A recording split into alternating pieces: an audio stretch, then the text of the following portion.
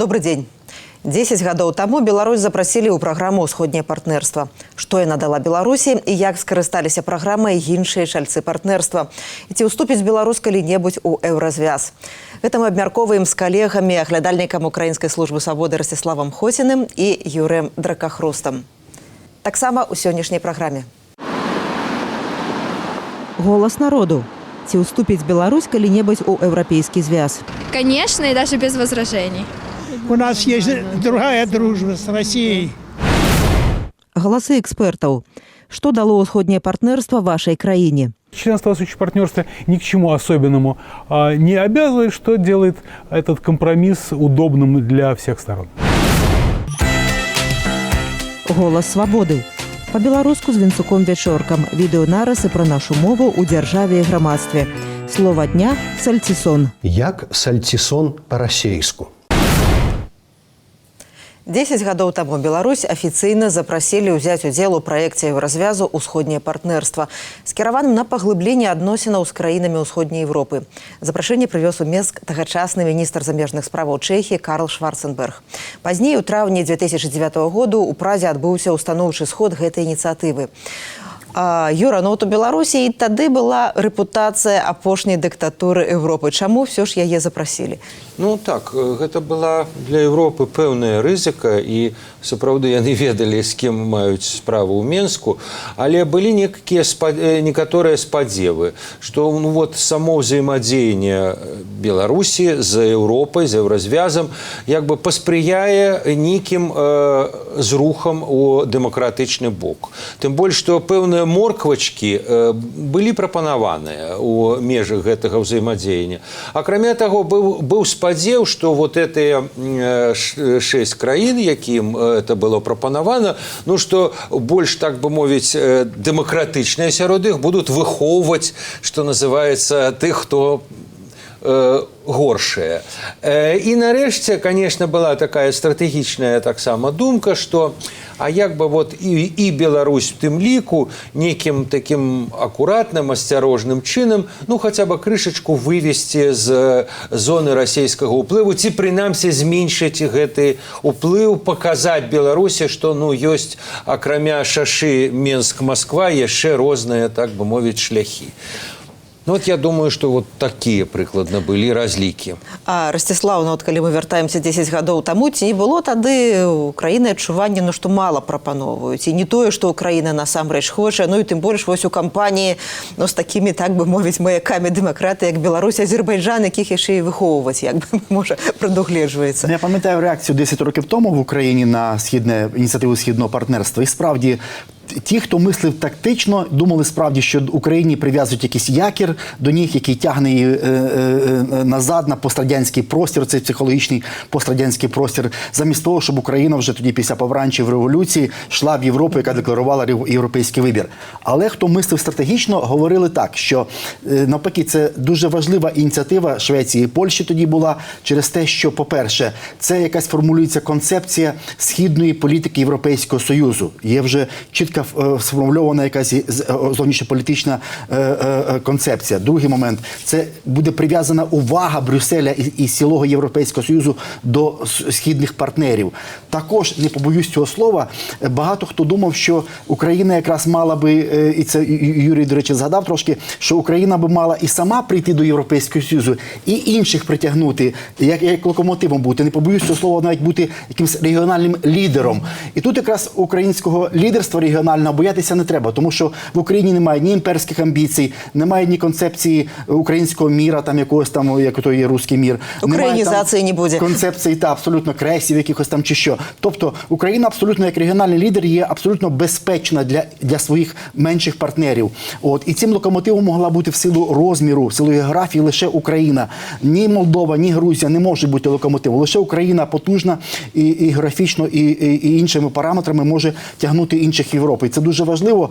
І якраз також підкреслити важливо те, що це регіональне лідерство України, якраз сильна Білорусь, сильна Молдова, сильно незалежні ці країни, їхній суверенітет – це якраз найбільш відповідають українському національному геополітичному інтересу. Тому в Україні тут якраз цього лідерства і в східному партнерстві, і в інших параметрах абсолютно не треба боятися.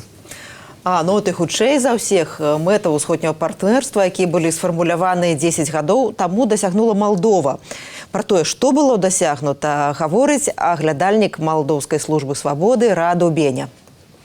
Для большинства граждан Республики Молдова восточное партнерство – это прежде всего безвизовый режим, потому что очень много жителей Молдовы проживает за рубежом в странах Европейского Союза, огромная диаспора, и для многих эта весть 2014 года, 24 апреля, была очень радостной вестью, потому что многие таким образом смогли навещать беспрепятственно своих родственников.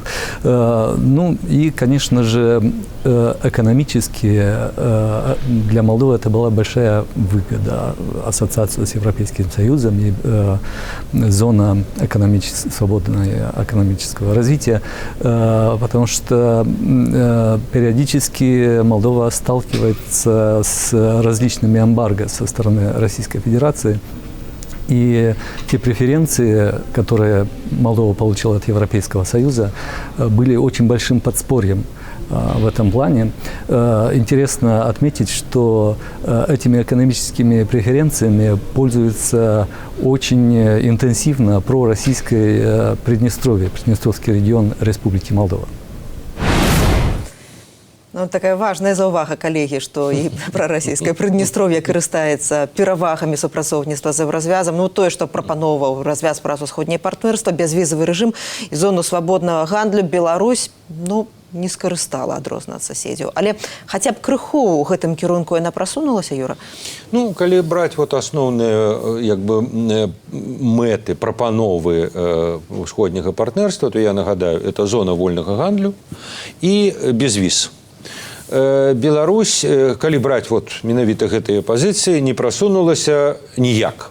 Больш таго, нават перамовы пра так званы спрошчаны візавы рэжым, это зніжэнне коштаў віз, насамрэч.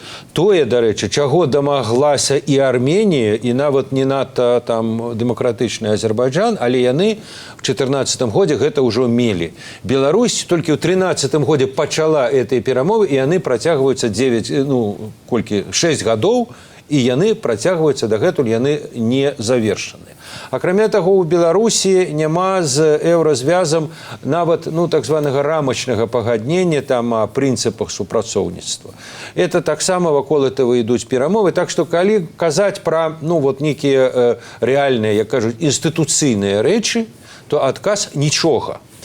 Але ўсё ж таки я бы сказаў, што ў пэўным сэнсе атмасфера этого супрацоўніцтва, нейкія сустрэчы, яны ўсё ж таки пэўнаму збліжэнню бакоў спрыялі. Хаця тут, ведаеце, цяжка сказаць, напрыклад, былі пэўны час санкцыі, потым санкцыі знялі. Это у межах усходняга партнерства, ці это просто двухбаковыя адносіны еўразвяза і Беларусі. Ёсць розныя праекты, скажем, памежнага супрацоўніцтва, падтрымкі, скажем, мясцовага самакіравання. Яны часам бываюць і ў межах усходняга партнерства, а таксама бываюць просто наўпрост, скажем, гранты ад еўразвязу. Так што я бы сказаў, што для Беларусі менавіта усходняе партнерства змяніла атмасферу. Я б сказала, што і пэўныя грошы Беларусь атрымала ў рамках гэтых згаданых вамі праектаў, якія таксама многія з іх ішлі праз праект усходняга партнерства. Это натуральна не безвізавы рэжым, не пагадненне аб свабодным гандлі, але тым не менш. Расціслаў, Украіна ўсяго дасягнула безвізавага рэжыму і зоны свабоднага гандлю, і вельмі высокую цану за гэта заплаціла і плаціць дагэтуль. З безвізавым рэжымам все зразумела, так, як бы украінцы свабодна падарожнічаюць па свеце. А якія перавагі ад эканамічнага супрацоўніцтва з еўразвязам? Ці можна гаварыць ўжо пра вынікі іх?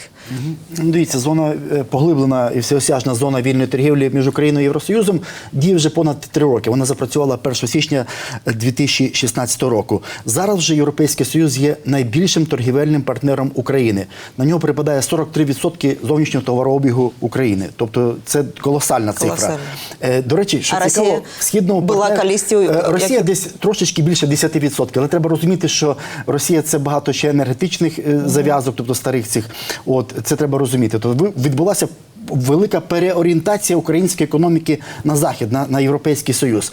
Далі, цікавий ще момент, що в Східному партнерстві, крім Білорусі, в усіх уже Молдови, в Грузії, у Вірменії, в Азербайджана, ну і України, само собою, торгівельним партнером номер 1 є Євросоюз. У Білорусі поки що Росія, Євросоюз на другому місці. Тобто фактично вже, що б там не казали, але Східне партнерство за 10 років економічно переорієнтовує і інші країни Східного партнерства на Захід. Далі, зараз вже товарообіг сягнув приблизно майже 50 мільярдів доларів. Скоро буде 50 мільярдів доларів.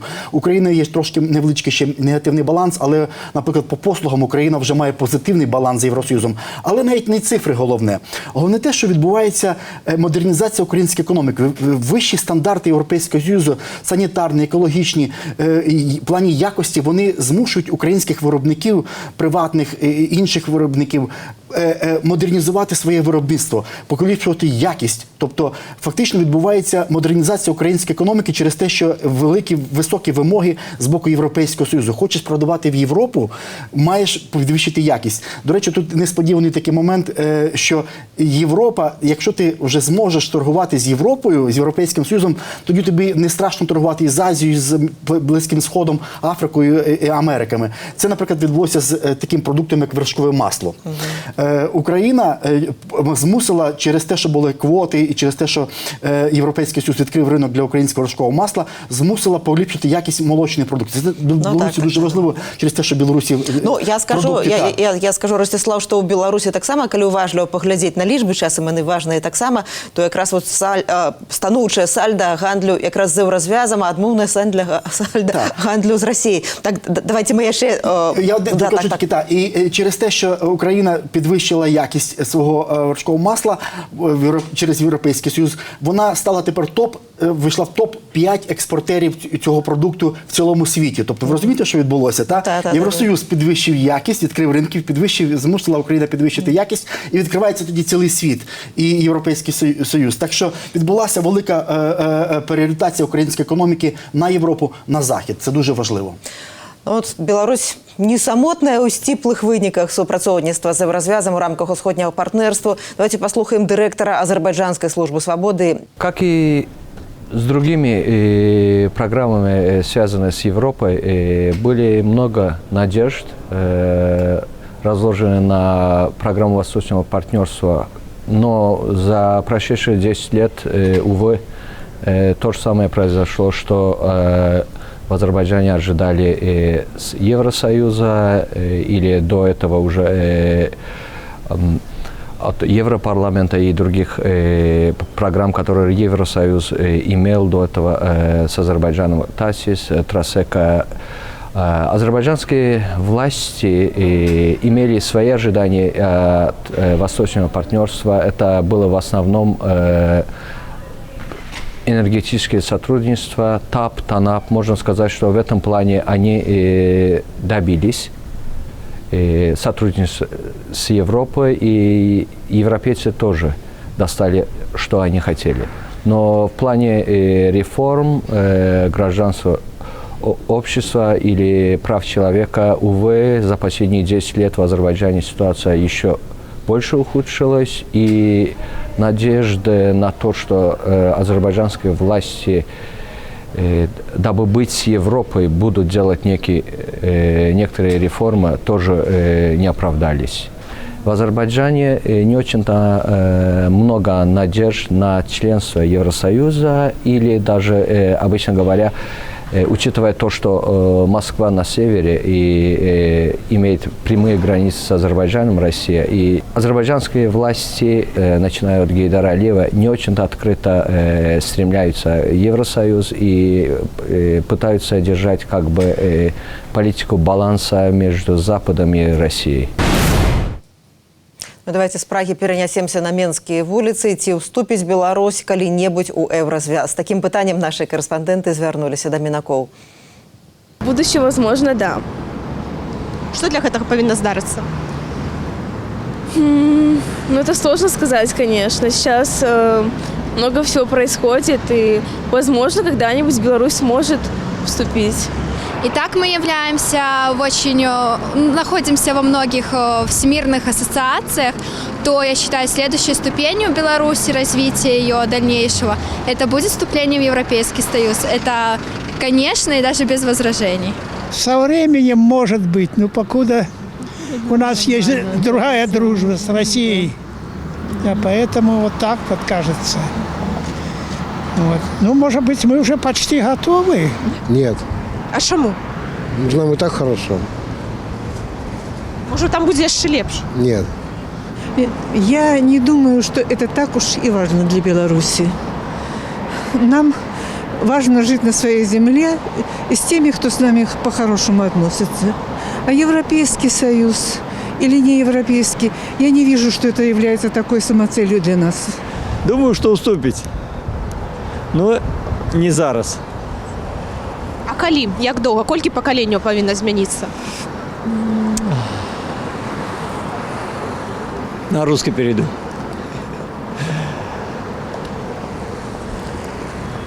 Думаю, что пока наше поколение будет, не выйдет. Пока наш президент владеет, мы никуда не вступим. Ну, мне-то. А це добре чи кепсько? Ви задоволені такою ситуацією? Да. Потому что я живу, мои дети живут в мирное небо. А сейчас посмотришь, везде то война, то еще что-нибудь. Ну, меня все устраивает. Мабуть, ні. А чому? Вельмі незалежная. Ну, вось такія адказы. У нас ёсць другая дружба з Расіяй. Да? Юрый, на што вы звярнулі ўвагу ў гэтых адказах? Ну, видите, я звярнуў увагу на то, што, в прынцыпе, няма выразных, таких, як бы, яскравых ні антыеўрапейскіх, ні праеўрапейскіх. Такога няма, што вот мы хочам Еўропу, нам трэба ў Еўропу, як мы это бачылі, скажем, на Майдане в Украіне, ды і зараз. А такое, ну да, ну не кепска, вельмі шмат таких адказаў, і нават гэты мужчына адказаў, што ну у нас дружба з Расіяй, а будучаму чаму не? Ну это менавіта вот так. А чаму і не? Вельмі беларускі адказ. Да. Але і ніводнага адказа, што там Европа кепская, там такая, нет, і такого таксама няма. Вот такое сярэдняе беларускае, так сказать, а можа быць, а чаму не?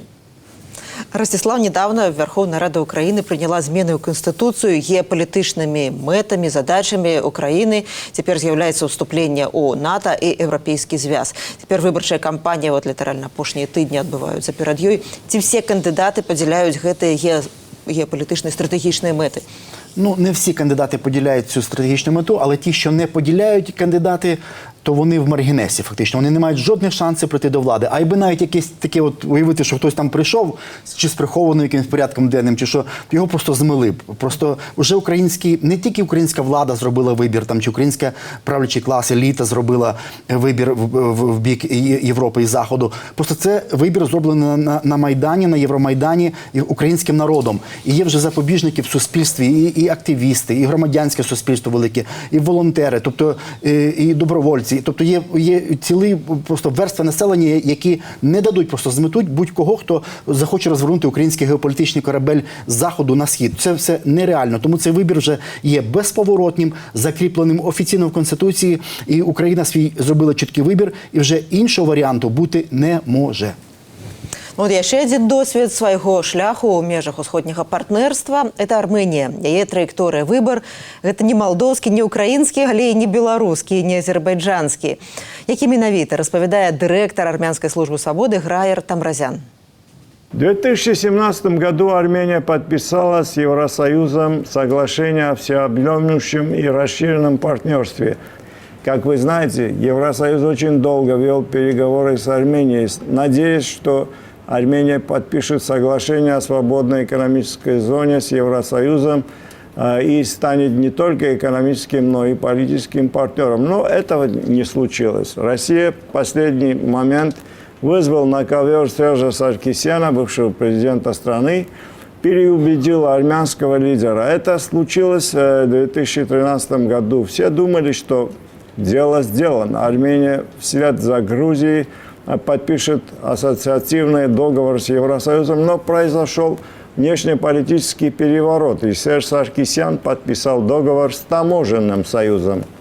Несмотря на это, отношения с ЕС развивались, и Армения согласилась подписать компромиссный вариант соглашения, где уже не были обязывающие договорные пункты экономической ассоциации, так как таможенный союз с Россией, Беларусью, Казахстаном исключил такую возможность.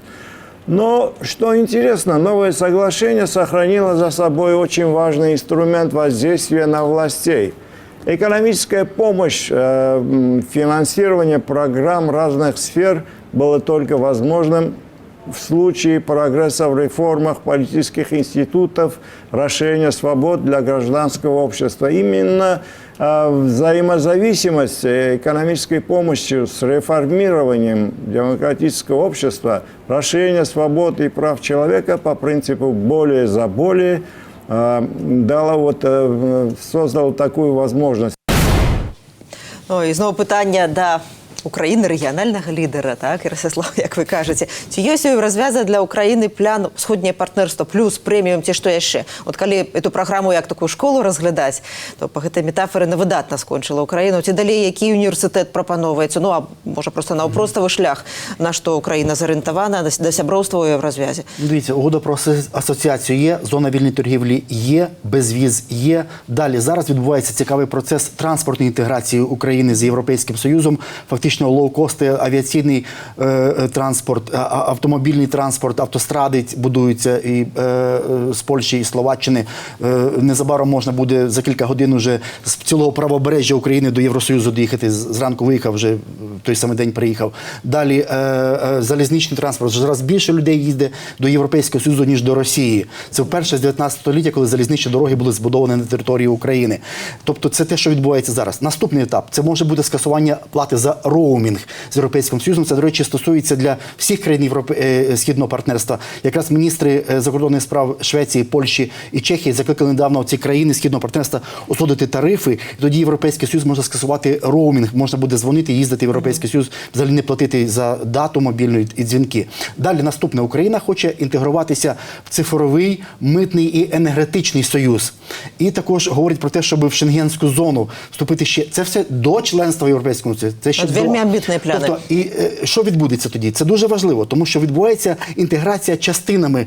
Тобто, коли така велика проблемна країна, як Україна, підійде до дверей Європейського Союзу і позвонить в двері Європейського Союзу, то не буде страшно, ой, ви такі, де ви взялися, що робити? Ні, так ми вже там одна рука, одна нога, там півкорпусу вже там, уже ми інтегровані в те, тому вже це буде де факто інтеграція, і тільки тепер буде затвердити членством уже де юре. Тобто не буде цього шоку. І не потребуються спеціальні програми. Абсолютно. Тобто фактично відбувається вже Україна буде вже майже інтегрована, тільки треба буде закріпити членством цим де юре уже цю фактичну інтеграцію в усі ці речі, про які ми говорили. Ну, на цьому тлі таке сумне питання. От коли Еўразвяз захоче нешта прапанаваць Беларусі, ну, не європейське партнерство, лайт, може бути, так, якая більш м'яка форма. Як гэта стосується, от, ну, наприклад, з апошняй заявай прэсавай сакратаркі Александра Лукашэнкі Натальи Эйсман про то, что вот диктатура – это бренд Беларуси. Ну, не натхняльная заява, так скажем. Скажем так, в 2009 году, когда Беларусь запрашали у усходняе партнерство, як кажуть наші брати-українці, бачили в очі, що купували адносна Беларусі. І в выніку, конечно, в Україні, магчыма, і сапраўды былі мары пра рэгіянальнае лідарства, але як бы і тады Украіна і Беларусь ішлі сваімі шляхамі. І так яны, в прынцыпе, і гэтыя 10 гадоў і ішлі далей. І як бы дыстанцыя паміж Украінай і Еўропай істотна зменшылася, Беларусі і Європи засталася прикладна такая ж. І в этом сенсі, ну, сапраўды, зараз ужо вельмі лайт, и мэты Евросоюза фактично это все ж таки скончить это злосчастное погоднение про спрощенный режим, не без виз, а спрощенный режим, який я сказал уже мае Армения и Азербайджан, и подписать это погоднение, ну, такое агульное, рамочное, якое насамрэч было подписано еще в 95-м году, але в 96-м году не ратификованное за вядомого референдума у Беларуси. Вот. И фактично вот это такое далекое рэха тых падзеяў, таго правалу. Так что в этом сенсе, як бы, наколькі у Украины вот этот порядок дня, як бы, вельмі широкі, там фактично ўсходняе партнерство плюс и таки ладно плюс, а тут фактично ўсходняе партнерство великий минус. Ну так. Ну і нарэшце досвід яшчэ адной краіны усходняга партнерства, якая, як і Украіна, таксама заплатила высокую цену за незалежную пазіцыю, за свой геапалітычны выбар. Давайте паслухаем Вадзіма Дубнова, гэта супрацоўнік праекту «Свабоды Рэха Каўказу», які вяшчае на расійскай мове на тэрыторыі Грузіі, самаабвешчаных рэспублік Абхазія и Паўднёвая Асетыя. А восточное партнерство – это не механизм помощи, это скорее такой клуб покупателей, клуб, в котором, членам которого разрешено участвовать в каких-то акциях. И этот клуб не помогает эти акции выиграть. Просто без членства в этом клубе, в общем, в этих акциях просто нельзя принять участие. И в этом смысле Грузия, в общем, получила свои возможности. Она получила безвизовый режим, она получила некие возможности позиционирования. Это, опять же, не означает, что она согласилась на новые правила игры, там нет никаких правил. Это просто некие реалии, некое место в мире, которое она обозначила, но сказать, что это является каким-то, что восточное партнерство ей что-то позволило достичь, наверное, будет не совсем правильно. Оно дало ей возможности для того, чтобы участвовать в этих, скажем так, акциях. Само восточное партнерство было, на мой взгляд, задумано как альтернатива полноценному членству в Евросоюзе. И в нем собрались страны, которые в ближайшее время, в ближайшем обозримом будущем не станут ни членами НАТО, ни членами Евросоюза. И это такая репутационная, скажем так, замена этих возможностей.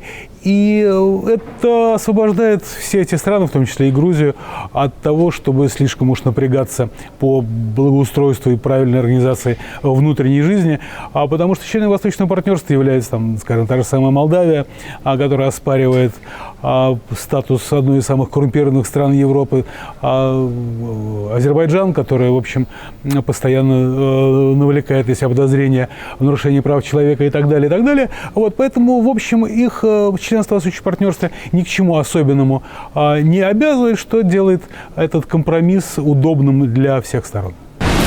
Ростислав, ну от скептичний такий воту, коли Україна може стати сябром Єврозв'язу? Ну, раніше збиралася Україна подавати заявку у 2020 році, зараз перенесено на 2023-2024 рік.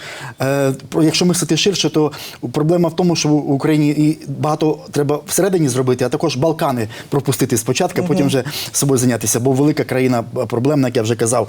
Тому в ЄС вона точно буде, мені здається, десь може 2030-2030 плюс, але плюс невеликий. Тут треба пам'ятати, що і Україна може отримати від Європейського Союзу багато, повернутися в Європу фактично, але також і дати Європі Україна може дуже багато. І пасіонарність, і енергетику, і драйв, так що це взаємовигідно. І Україні вигідна Європа, і Європі вигідна Україна.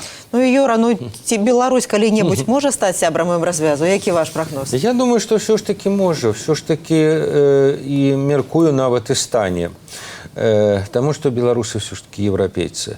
Але тут я можу погодитися вот з одним з тих мінаков, які відказували на питання наших журналістів, і наконт того, що калі гэта адбудзецца, то это адбудзецца не толькі пасля сыходу Александра Лукашэнкі, але і, ну, фактычна пасля, магчыма, змены пакалення, пасля, ну, некай, я бы назваў его такой геапалітычна-духоўнай рэвалюцыі, якая можа адбыцца ў Беларусі, таму што без этого, вот, при цяперашнім як бы стане грамадскай думкі ў Беларусі, я думаю, што это немагчыма ніяк, таму што і па досведзе той жа Украіны все ж таки мы бачым, што такі выбар это не толькі як бы бухгалтарскі разлік плюсаў і мінусаў. Гэта ўсё ж такі і выбар экзістэнцыйны, это выбар духоўны, это выбар культурны. Вот это 2030 год, які назваў зараз Ростислав, магчыма, вось гэты выбар і да гэтага году магла бы зрабіць і Беларусь, як вы, Юра? Ну, не ведаю, магчыма, хаця это ўжо вельмі блізка. За 10 гадоў такія змены редка адбываюцца. За 10 гадоў можа адбыцца рэвалюцыя, але рэвалюцыя на вуліцы, а рэвалюцыя в галавах і сэрцах, яны ўсё ж такі адбываюцца на больш працяглых адрэзках часу, звычайна. Беларусаў яднае з еўразвязам, з Европай не толькі гісторыя, эканамічныя сувязі, але і культура, у тым ліку і культура ежы, кухня. Пра слова «сальцісон» сёння мовазнаўца «Свабоды» Вінцук Вячорка. Як сальцісон па-расейску? Пра гэта пазней, а пачнем з пытання, ці сальцісон – беларуская нацыянальная страва. Нас называют бульбашами. А сальцісон – это приложение к бульбе.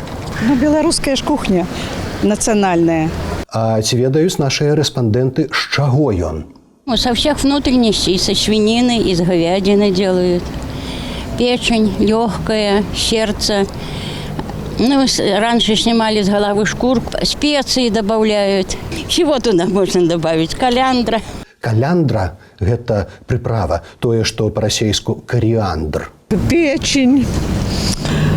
Что там еще? С головизны что-то туда добавляется. Не могу сразу вспомнить, потому что сама никогда. А мама всегда делала, и вкусно было. Вось такі цёплы сямейны ўспамін пра сальцісон. Мама рабіла.